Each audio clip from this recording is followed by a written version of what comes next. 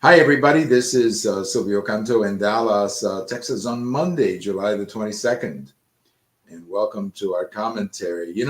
Things are happening in such a crazy way, in such a fast developing way, that we may have to do more than one video a day because things are just crazy. I mean, that's all I can tell you.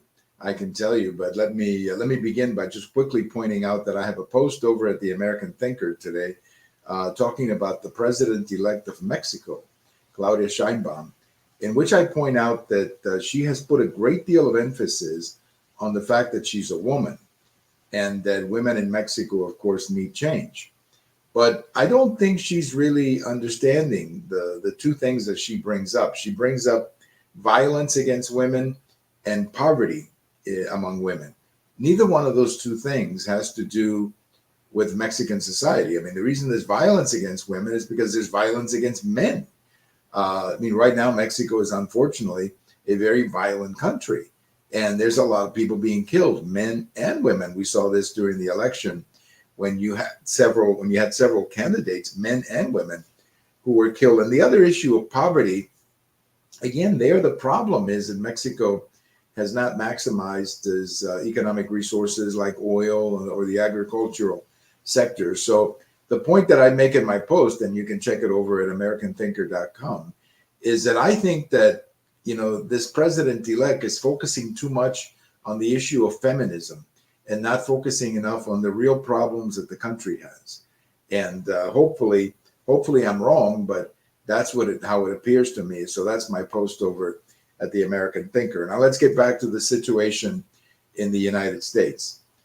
As of right now, and I'm talking to you about noon Central Time here on Monday, nobody has seen the President of the United States publicly. I mean, it's amazing. He apparently signed that letter and released it about 1:45 yesterday afternoon. He left the presidency, or at least says he's not seeking re-election. He's going to stay as president, but nobody has seen him. Now, I'm not suggesting that he's dead or something like that. He is recovering from COVID. But I think it would help. It would really help the Biden White House gain some credibility with the American people if they would at least show a still picture of the president, let's say, sitting down, resting in Delaware. Sometimes they show his pictures on the beach.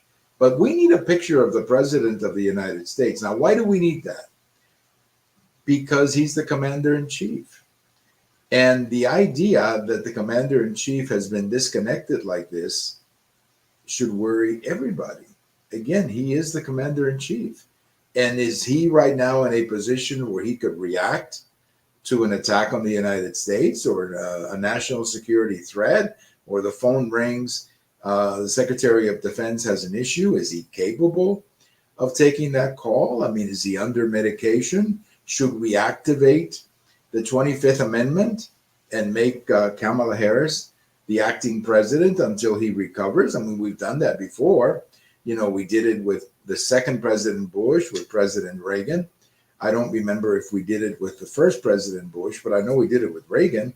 And we did it with the second President Bush when he was undergoing some kind of an operation. So that's what the 25th Amendment is for, to make somebody the acting president at a moment like this.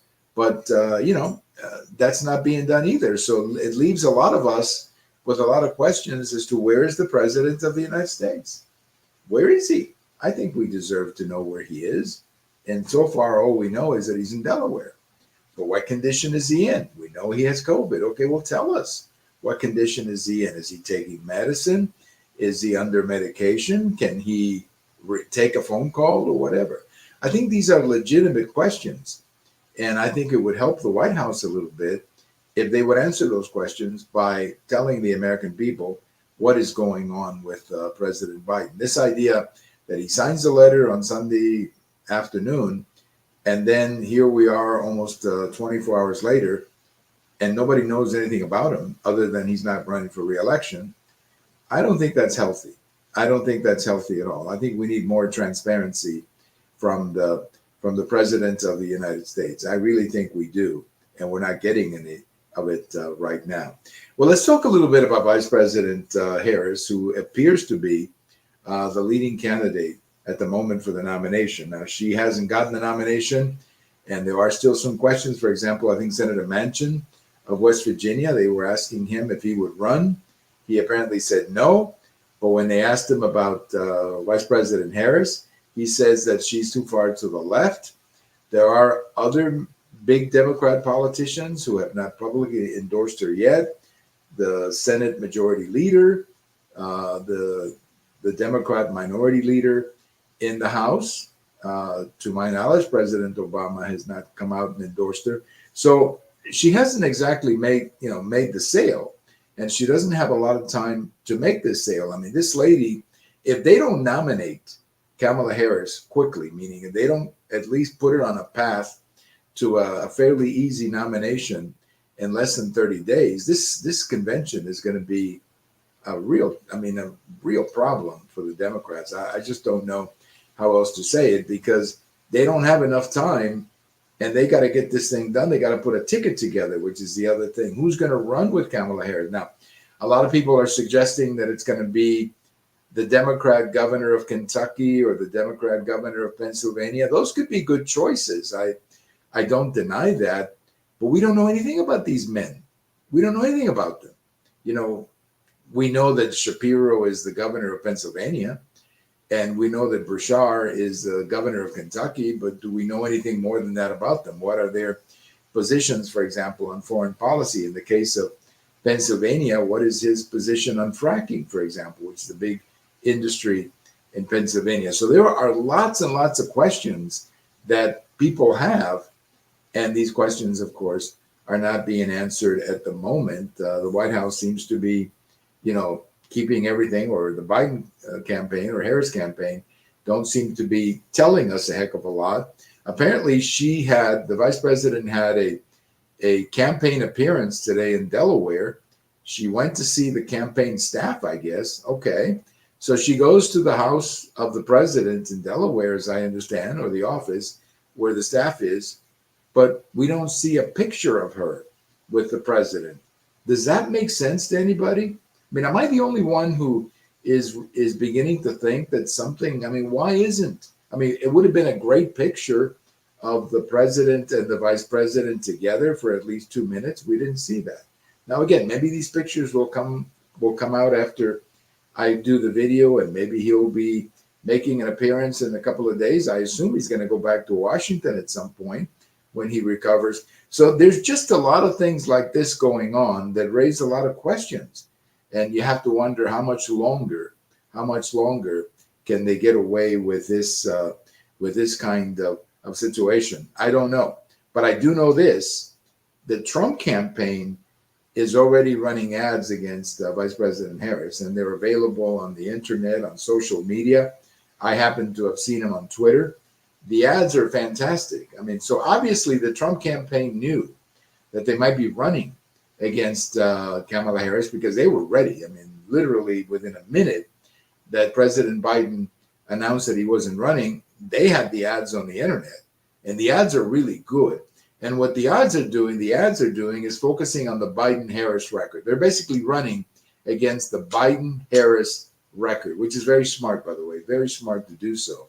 And they are also, as they say, opening the curtain and exposing Kamala Harris as a liberal, someone who has very liberal positions on energy, on values, like, for example, young men playing with young women in school and stuff like that, issues that obviously are controversial, but issues where she's taken position. So we are now right now at a moment where the Trump campaign is taking on the Harris campaign head on. And they're going for her. And I think what you're going to see over the next couple of weeks, they are going to hit the airwaves with a lot of commercials reminiscent of like what Governor Abbott did here in Texas with then candidate Beto O'Rourke, where they just flooded the airwaves with many things that Beto O'Rourke said.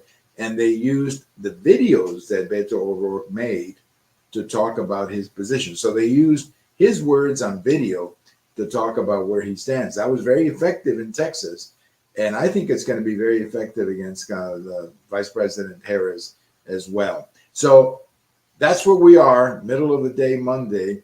I have a feeling we might do a few more of these videos because things are changing so rapidly. But thank you for watching. Everybody have a great day. And this is Silvio Canto in Dallas. And we'll talk to you later. Bye-bye, everybody.